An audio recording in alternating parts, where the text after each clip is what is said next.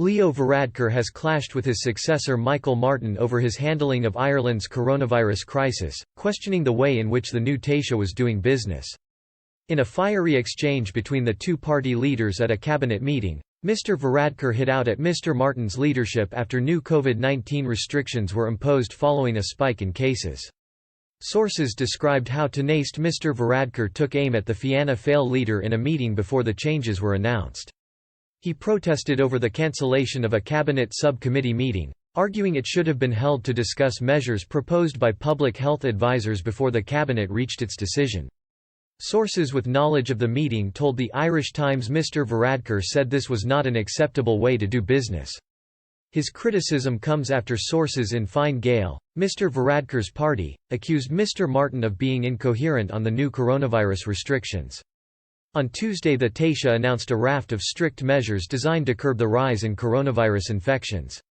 The new rules will stay in place until September 13, after schools have reopened. Mr. Martin said all outdoor events have been limited to 15 people, and indoor gatherings to 6 people, down from 50. Weddings have been excluded from the updated restrictions. Following a lengthy cabinet meeting, the government agreed that sporting events should be played behind closed doors with social gatherings before and after to be avoided. Restaurants and bars serving food can remain open but must close by 11:30 p.m. Over 70s have been advised to limit their interactions, and people who can work from home are encouraged to do so. On Wednesday, a public health expert warned the level of community transmission of coronavirus in Ireland had doubled in the previous 10 days. The country's growth rate for the infection has surged to Europe's fourth highest in recent weeks. Members of the National Public Health Emergency Team, (NPHET), have been sounding the alarm over the escalation in cases. The chairman of NPHET's Irish Epidemiological Modelling Advisory Group, Professor Philip Nolan, defended advice provided to the government.